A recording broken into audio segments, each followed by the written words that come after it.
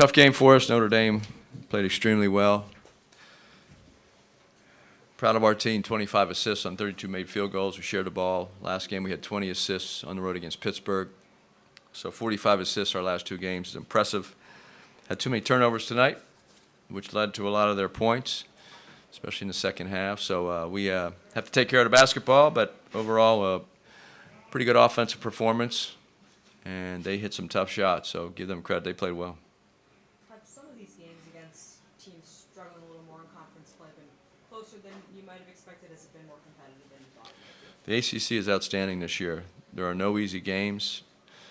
I know Notre Dame has lost a few, and their record is not as good as some of the other teams, but they're very talented. You saw it tonight. They make threes. They put pressure on you. Harrelson drives the ball. They have bigs that are skilled.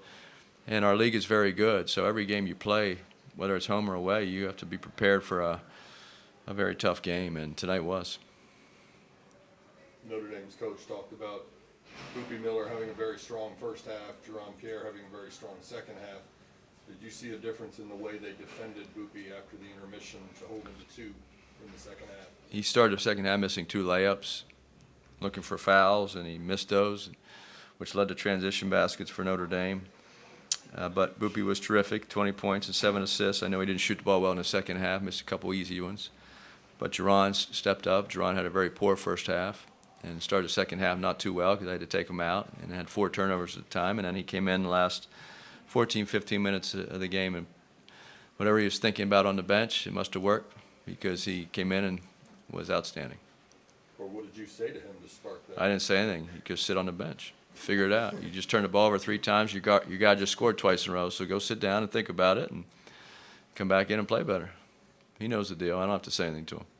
Pierre had some big moments with the 3 where he's laying on the ground and then the kind of windmill dunk and they got the crowd going. Does that get your team going too? Those Yeah, he had that big stretch in the second half where he hit he made a big block at one end and came down, hit that corner 3, and they called timeout. I think that was our biggest lead with 10:40 left. We were up 14 at the time and got the crowd into it, and then he had that big windmill dunk, and so he can make spectacular plays. He was really good in the second half.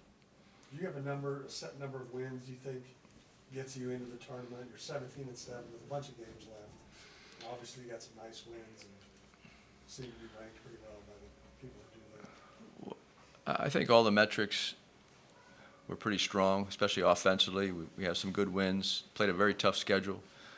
But we're focused on game by game now. We decided after that first half, where we played all the ranked teams in our league, that it was a game by game. We're 2-0 in the second half. Pittsburgh on the road, and now today at home. And our third game is against Syracuse on Saturday, who's very, very talented, very talented.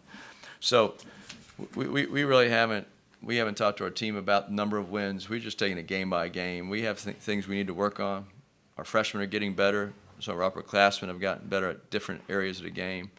So I think if you just keep winning, things will take care of itself. We're in a good position, but there are no guarantees. Our league is too good to relax and take things for granted. I was going to ask about the freshmen. Toombs had a couple big plays like the free throw rebound, timeout with like 2:40 to go. Yeah, that was big time hustle play, and it was our last time out, but I'm okay with that to save that possession because Corey should have made the free throw. Mr. Front end 1-on-1, but Toombs made a great play on that, and Sumet had a big offensive rebound as well late in the game, and so did Corey when he went to the floor and drew the foul. So those are the hustle plays that have helped us throughout the season.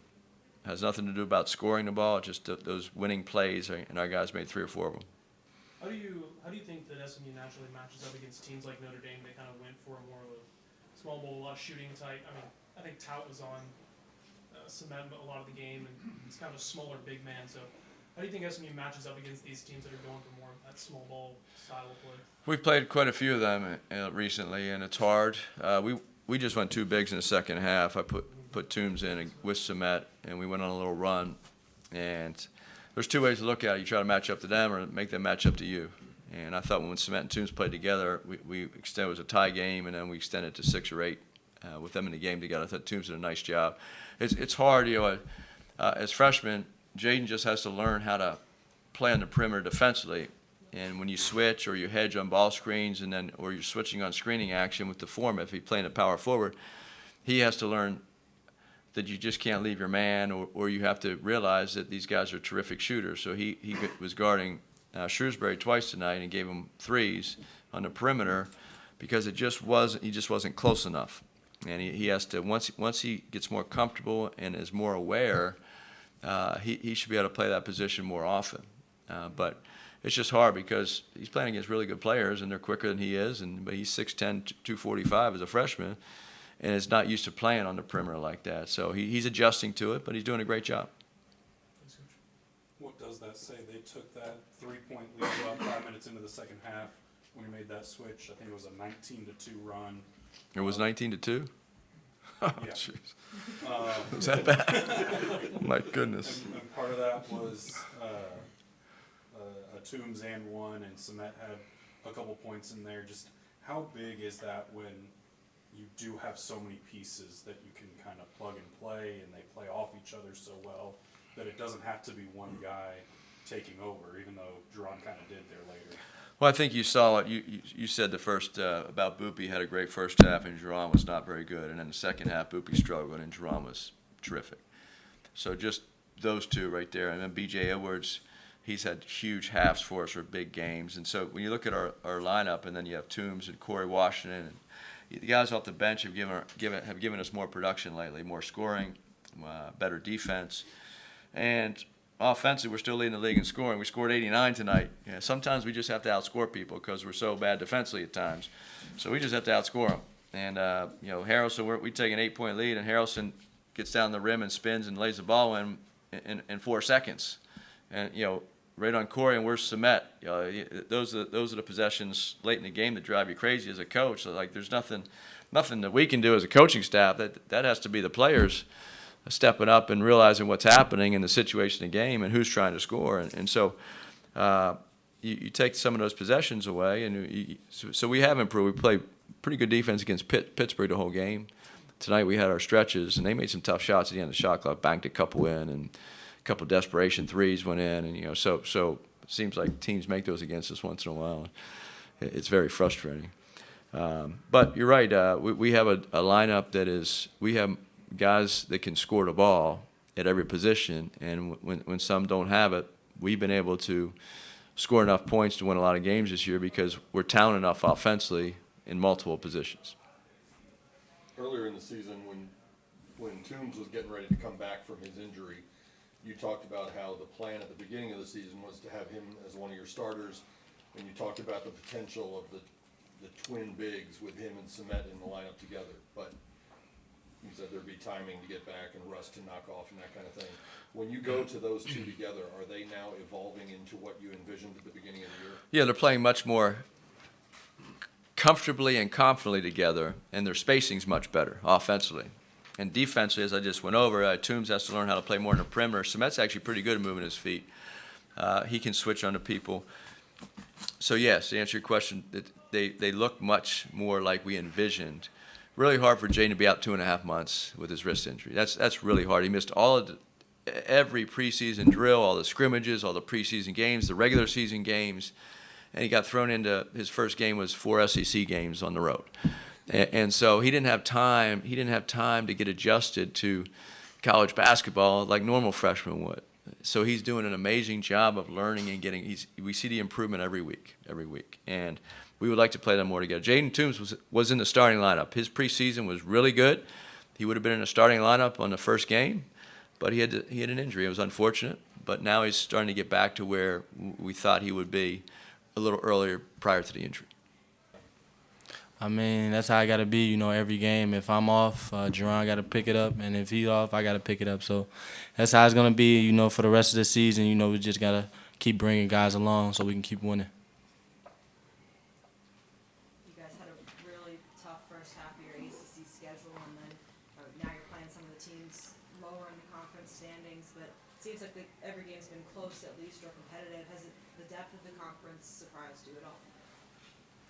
I would say it's definitely a better league than last year since I was in the league last year, but, I feel like those games in the beginning, prepared us for games like this, just staying motivated and, just staying confident so we can get the, big wins and leading into March.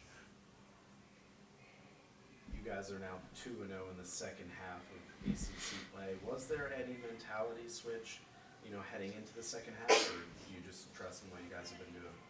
I would say we trusted in what we was doing, but at the same time, Boopy led us the whole way. He kind of kept telling us, let's keep locking up and let's not take them for granted. Let's keep on putting a whooping on them. So the whole second half, that's what we kept doing to keep the lead.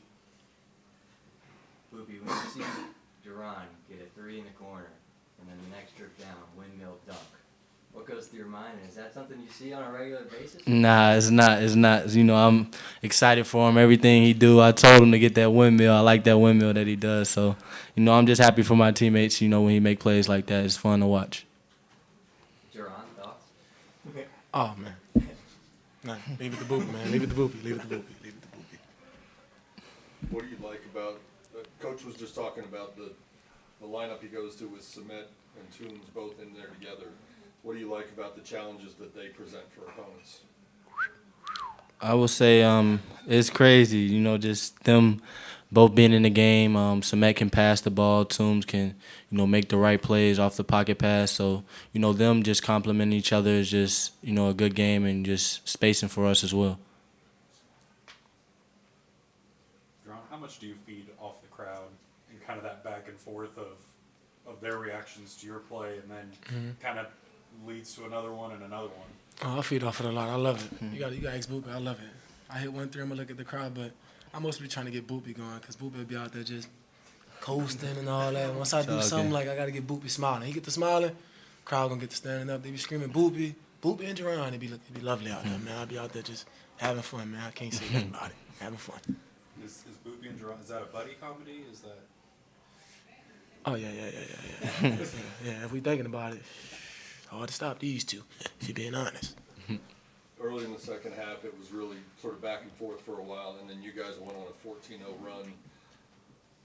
Notre Dame then closed it a little bit later, but do you remember what sparked that run? How you were able to stretch out the margin a little bit?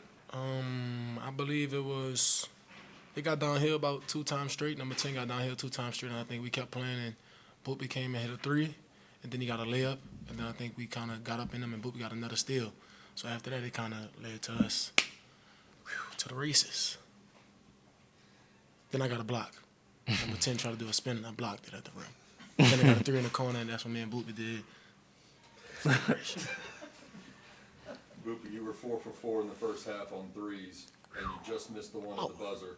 Did it look good coming out of your hand? Yeah, it felt good. It was just in the front of the rim. I should have just, you know, put a little bit more legs in it. It would have went in. But I was confident shooting from anywhere where it was from. It was 4 seconds. He took 3 dribbles instead of 4. 4 dribbles. Yeah. This is words from Andy Enfield. Decent shot. You guys are just more veteran players on this team. What stood out to you about just the contributions you're getting from your freshmen and guys like Jermaine and Jaden, especially Jaden coming back from his injury? Just what stood out to you about them? It's good. You know, they're going through the fire right now, preparing them for next year. But those guys, they listen. They're always in the gym. So, you know, they're going to get better each and every game. And I think that's going to help them for next year as well. You guys have been shooting threes pretty high clip recently, especially. You think that's going to be a core piece of your identity going into the tournament? Definitely.